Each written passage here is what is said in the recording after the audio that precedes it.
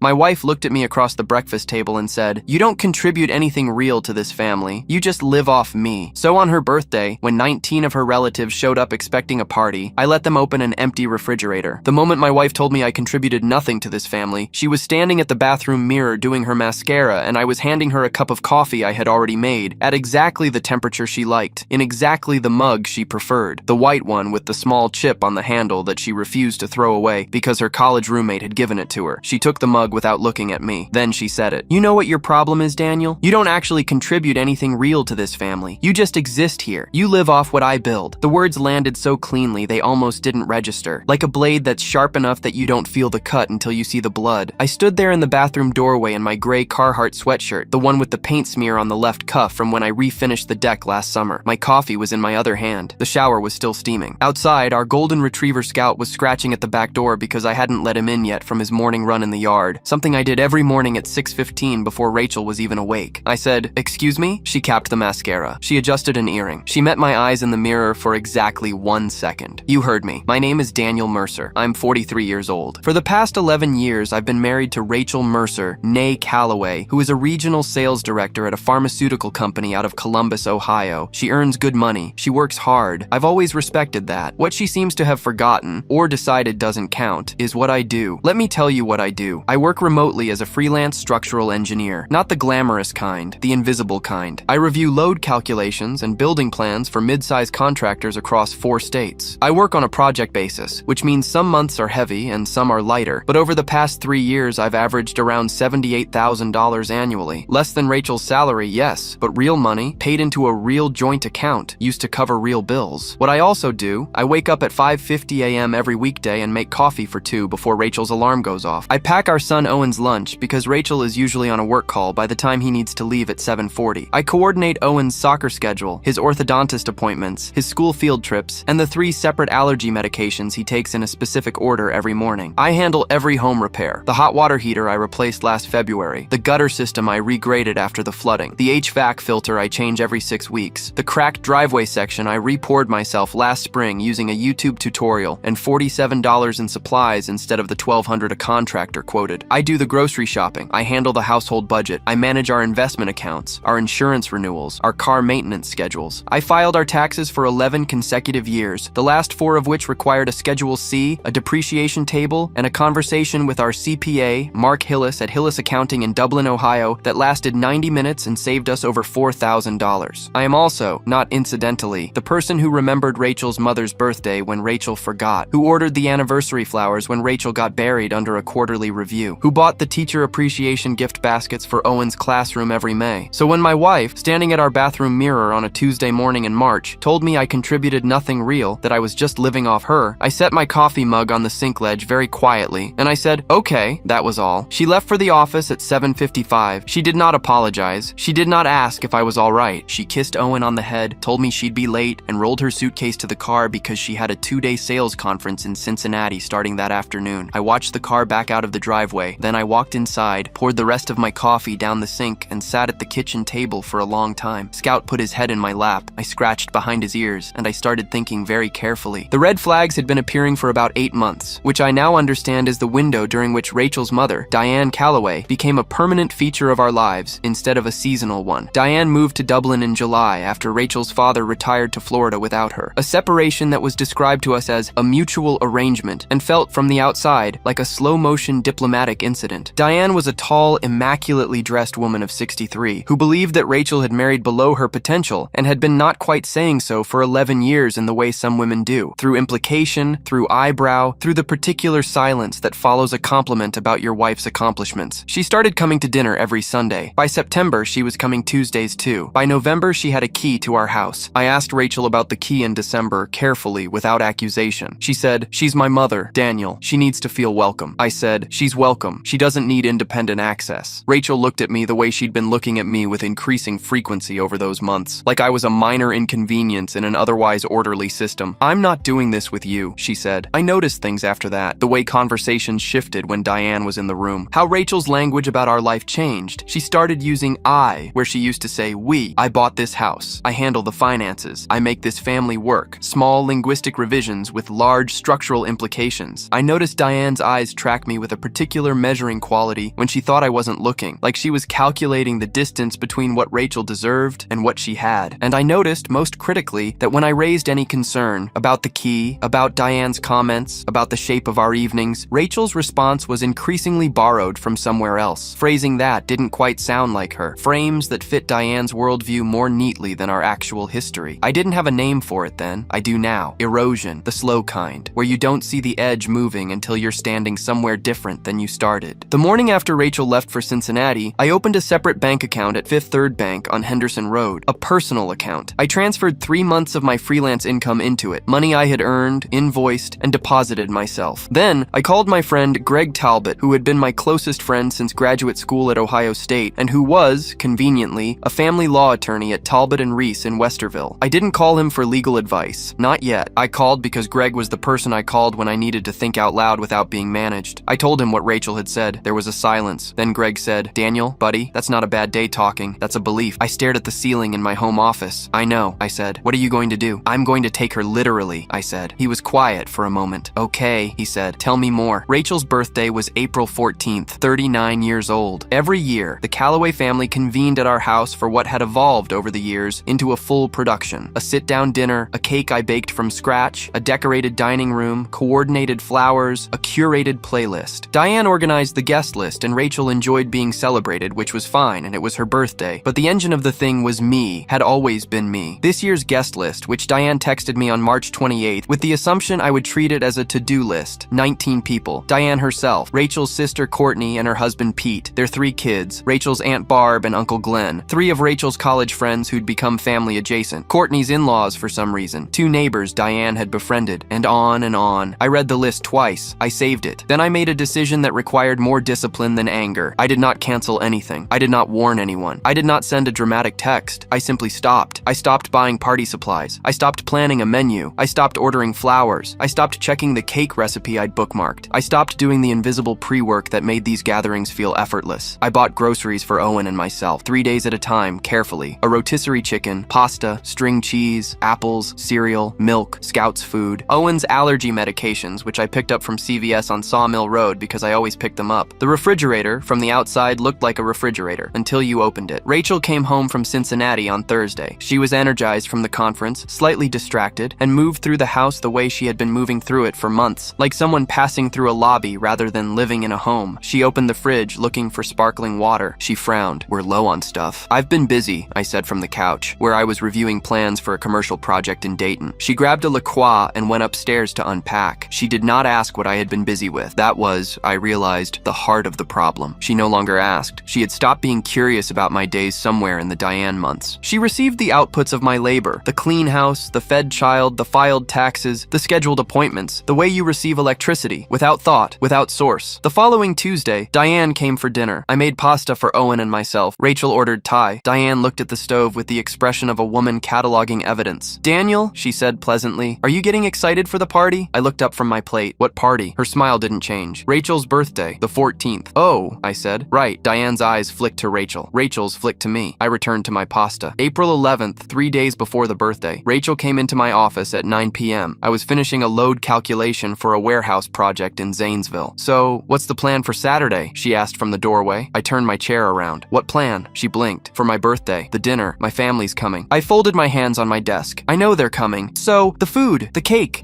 she gestured vaguely, meaning the whole invisible apparatus. "I thought," I said carefully, "that since I don't contribute anything real to this family, I'd let the family handle it." The air in the room changed temperature. Rachel stared at me. "That was one thing I said when I was stressed." "It was Tuesday morning," I said. "You were calm. You were doing your mascara. You had coffee in your hand that I had already made for you." She opened her mouth, closed it. "I'm not doing this right now," she said. "Then we're on the same page," I said, and turned back to my screen. She left. The door didn't slam, which was somehow worse. That night I texted Greg, "Saturday is going to be interesting." He responded immediately, "Document everything." The 14th arrived with the cheerful indifference of a Midwestern spring Saturday. Bright sky, 61 degrees, the kind of day that would have put me in a good mood under any other circumstance. I woke at 6, made coffee for Owen and myself, let Scout out, reviewed my emails, completed a minor revision on the Zanesville project. By 11, the house was clean. Not party clean, just clean. The ordinary baseline I maintained because that was how I lived. No appetizers defrosting, no cake cooling on a rack, no tablecloths, no flowers, no coordinated serving dishes, no No extra folding chairs from the garage, just a house. Rachel came downstairs at 10:30 and stood in the kitchen in her robe with an expression I recognized as the outer edge of panic. "Daniel," she said, voice even. "The grocery store opens at 8. "I know," I said. "There's nothing to serve 19 people. I know that too." She stared at me. "So, you're actually doing this?" I looked at her over my coffee mug. "I'm buying my own groceries, Rachel. You said that was the appropriate arrangement. I said one thing. You said I contribute nothing real, that I live off you. You said it clearly in our bathroom while holding coffee I made for you." Her jaw tightened. "Fine, I'll go to the store." "Okay," I said. She went upstairs. I heard drawers. I heard her call Courtney, voice low and tense. I heard the words, "I don't know what he's doing and he's being impossible," and something that might have been, "Mom was right." That last one sat in my chest like a coal. At noon she drove away. To the store, presumably. But the store was 30 minutes away, the party started at 3, and 19 people were coming for a full dinner. I knew from 11 years of experience that you cannot shop, prep, cook, and present a dinner for 19 people in 3 hours.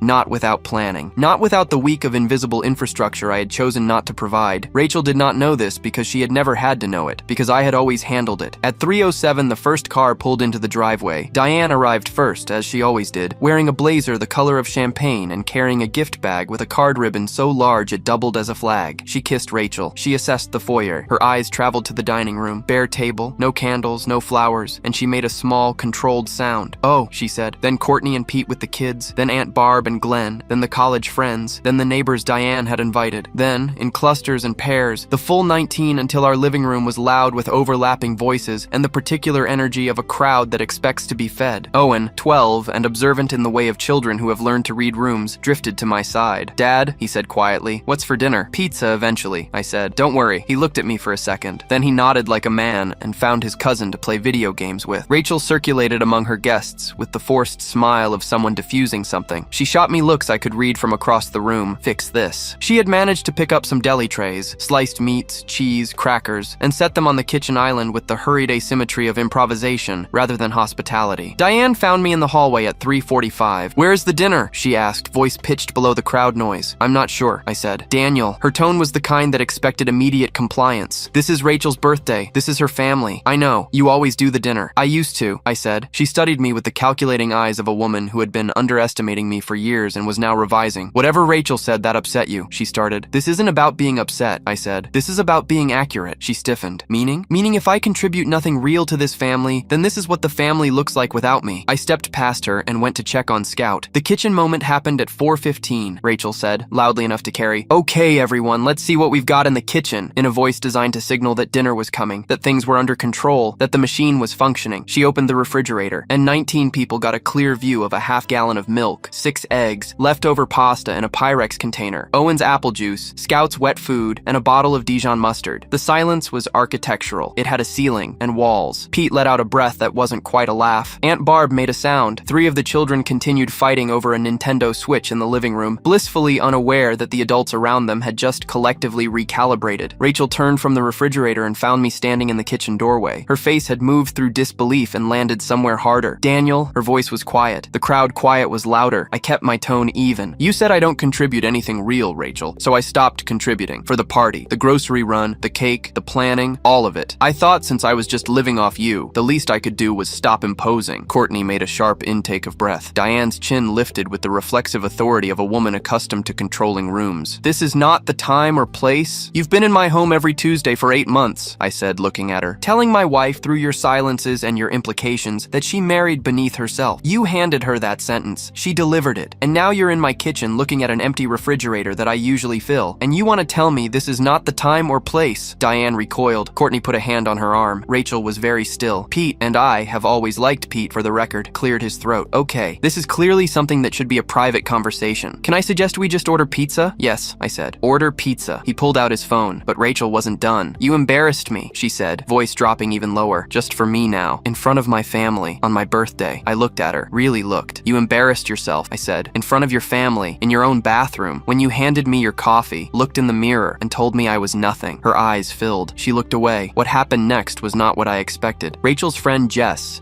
Okafor, who had been Rachel's roommate at Ohio State and was a pediatric occupational therapist in Upper Arlington, and who I had always suspected saw more than she let on, stepped forward from the kitchen doorway. "Rachel," she said, "how long has Daniel been doing all of this?" Rachel blinked. "What?" "The cooking, the party prep, Jess gestured at the kitchen, at its very function. function, all of it. Rachel looked like the question was in a foreign language. He does it, she said, which was the whole problem inside of one sentence. Jess nodded slowly. He just does it. She turned to the room. Every year I come to this party and I think, Rachel's so impressive, look at this. And then Daniel's standing at the stove and the table's perfect and Owen looks like a person and she paused. I never once asked what it costs. Courtney, to her credit, looked at the floor. Aunt Barb, to her credit, said, she has a point. Diane looked at no one. Glenn, who had been standing in the corner nursing a beer, said, I thought we all knew Daniel ran this place, with the casual frankness of a man who has nothing to prove. Owen appeared in the doorway, saw his father being defended by a pediatric OT, assessed the room, and went back upstairs. Smart kid. Pete ordered 2 XLs and a gluten-free from Donato's. The party did not end early. That surprised me. Once the pizza arrived, once the initial shock moved through its stages, something strange settled in. The men handled the boxes. Courtney wiped down the island. Barb found napkins. The college friends set out plates. The kids came downstairs for food and chaos and were directed toward the living room with slices and cups of whatever was in the fridge. The machinery ran, slower, rougher, more visible, but it ran, and I sat at the kitchen table and did not lift a finger to smooth it. That was harder than I expected. 11 years of training is not nothing. Every time someone couldn't find the serving spoon or the extra trash bag or the bottle opener, I felt the reflex rise in my body like a tide. I suppressed it every time. Jess sat across from me at some point with a paper plate. How long has it actually been bad? She asked. I thought about it. 8 months of bad. 8 months of quietly wrong before that. She nodded. Diane, I confirmed. Rachel idolizes her and doesn't see it, she said. She never has. I know. Jess was quiet for a moment. What are you going to do? I don't know yet, I said, but I know what I'm not gonna do. What's that? Pretend I don't need her to see it. Jess looked at me for a moment. That's fair, she said. That's really fair. Everyone left by 8:30. Earlier than usual, with the overlapping awkwardness of people who witnessed something they hadn't expected and weren't sure what to do with. Diane was the last to go. She stood in the foyer in her champagne blazer, and for just a moment she looked her actual age. Daniel, she said. Diane, she pursed her lips. I know I've been... She stopped, started again. Rachel needs me. Rachel needs a husband who matters, I said. And so do I. She looked at me for a long time. Then she picked up her purse and left. I closed the door. The house was quiet. Owen was upstairs. Scout was at my feet. The dining room smelled like oregano and cardboard. Rachel stood in the kitchen with her arms folded, mascara faintly tracked, looking at the pizza boxes stacked on the island. Say it, she said. I don't need to say it, I said. You saw it. She was quiet. Everything you do, she said finally, slowly, like someone reading a diagnosis. That's all of that is actually you, yes? Every year. Every year. Her throat moved. I didn't, she stopped. You didn't, I agreed. For a long time, neither of us needed you to. But then you said it out loud, Rachel. You put words to it. And once something's been said plainly, you can't pretend it was thought quietly. She sat down at the kitchen table. I sat across from her. For a while, neither of us spoke. Then she said, my mother always made it sound like I was carrying you. I know. And I started to... Her jaw tightened. I started to hear it like it was true. I know that too. She looked up at me. Her eyes were wet. Is there something to salvage here? I thought of Greg's voice on the phone. That's not a bad day talking. That's a belief. I thought of 8 months of erosion. I thought of Owen's face in the doorway reading the room. I thought of 11 years before the Diane months. The man she had married. The man I still was. Under the accumulated sediment of being taken for granted. I think there might be, I said, but not the version that existed before March. That version is gone. She nodded. Something in her was receiving that without fighting it, which was new. Counseling? She said. Real counseling. Weekly. Not a performance of it. Okay. And Diane? Rachel stiffened. She's my mother. She can be your mother, I said. She cannot be the voice in your marriage. That's different, and you know the difference, even if you've been choosing not to. She looked at her hands. She has a key to our house, I said. I know, Rachel said. That changes. A pause. Long enough to mean the pause was the answer. Okay, she said. We went to counseling. Dr. Patricia Weldon, PhD in Powell, Ohio. A woman of 57 with reading glasses on a chain, and the particular talent of asking questions that felt gentle until you noticed the trap door underneath them. In our 4th session, she asked Rachel, when you picture Daniel's contribution to your family, what comes to mind first? Rachel thought about it honestly, which was already progress. His work, she said. His income. Dr. Weldon nodded. And if that were removed? Rachel paused. Something moved across her face. A calculation. An adding up. The house would stop running, she said quietly. Say more. And Rachel did. Haltingly at first, then with more detail than I expected, she began to name things she had been receiving without source for 11 years. The words cost her something. That was how I knew they were real. I did not feel victorious. I felt, if I'm honest, a little grief for the years of invisibility, for the March morning, for the 8 months before it when I should have spoken sooner and chose silence as the less disruptive option, which had its own accountability. Dr. Weldon turned to me. And you, Daniel, what part did you play in building this dynamic? I sat with that. I made it too easy, I said. I made everything look effortless, and then I resented being taken for granted for something I had trained everyone everyone to take for granted. She nodded. That's honest, she said. It was. The year that followed was not cinematic. It was incremental, difficult in small, repeated ways. Diane's key was returned, which was a conversation that lasted 45 minutes and covered territory that had needed covering for a decade. She did not take it gracefully, but she took it. Rachel started asking about my work, not performatively, with actual curiosity. She started understanding that the Zanesville warehouse and the Columbus renovation and the Dublin loading dock were not abstract transactions, but real hours, real expertise, real economic contribution. She came home one Thursday to find me on the phone with a new client, a significant one, a hospital system in Cleveland that needed structural reviews on a campus renovation worth doing. And I watched her register that I was negotiating, credibly, in a language she recognized. Why didn't you tell me about projects like that? She asked afterward. I did, I said. You weren't listening. She absorbed that without deflecting. That was new. Owen noticed first, as children do. One Saturday in July, he appeared in the kitchen doorway while Rachel and I were cooking together. Actually cooking together side by side, her handling the chicken and me doing a roux for the first time as a collaborative rather than solo effort, and he stood there watching us for a moment. Is everything okay now? He asked. Rachel looked at me. I looked at her. We're working on it, I said. He considered that. Like, better than before? Like better than before. He nodded. Good, he said, like a little CEO approving a quarterly report, and went back to whatever he was doing. We both laughed. Together for the first time in longer than I could immediately calculate. It was such a small thing, and it was everything. Rachel's 40th birthday came 11 months after the empty refrigerator. 14 people this time. People we actually chose. Jess and her husband Marcus. Greg and his wife Dana. Rachel's Aunt Barb and Glenn, who were good people when Diane wasn't calibrating the room. Owen's soccer coach and his wife, who had become genuine friends. Courtney and Pete without the in-laws. Diane was invited. She came. She helped set the table without being asked, which was a first. She did not make a single implication about what Rachel deserved versus what she had. She brought a very good wine and kept her eyes off her phone. Progress. I made the lasagna. I wanted to. That's the difference. Rachel stood at the island watching me layer it and said, just to me, I know what this costs now. I kept my eyes on the noodles. Good. I'm not going to forget again. I looked up at her. I know you won't, I said. She kissed me then, quickly, before the oven timer interrupted. The kitchen was warm. The people around the table were people we had chosen deliberately. Owen ate 3 servings and declared the garlic bread elite, which is apparently the highest form of compliment available to a 12-year-old. There were no paper plates, no pizza boxes, no empty refrigerator, just a house that ran because we both made it run, visibly, together, without anyone pretending the machinery didn't exist. There's one more thing. In September, Greg called me with news I hadn't expected. A former client of Rachel's company had filed a workplace complaint that named her manager, the manager who had been quietly pressuring Rachel to manage up and perform a kind of aggressive corporate ambition that had been bleeding into how she treated everyone at home, including me. The complaint went through HR and resulted in an internal review. Rachel's manager was demoted. Rachel called me from the office parking lot. I think I've been absorbing how he treated me, she said, and aiming it somewhere. Yes, I said. At you. Yes. A long pause. I'm sorry, Daniel. It was the first time she had said it plainly, without conditions. I accepted it the way you accept something fragile and real. I know, I said. The thing about rebuilding trust is that it doesn't arrive announced. It accumulates. One morning it's the fact that she texted me from the store to ask what brand of pasta I preferred. One afternoon it's finding her watching me handle a contractor call and afterward saying, "You're really good at that." One evening it's Owen doing his homework at the kitchen table while we cook on the same side of the stove, and the room being warm in the way rooms can only be warm when no one in them is performing. I cannot tell you the marriage became perfect. Marriages don't do that. They become different things, better or worse, and if you're paying attention and willing to do the hard part, sometimes they become true. Ours became truer. That's what I wanted. Not applause, not credit, just to be seen accurately by the person I chose. I almost gave up on that. I'm glad I didn't.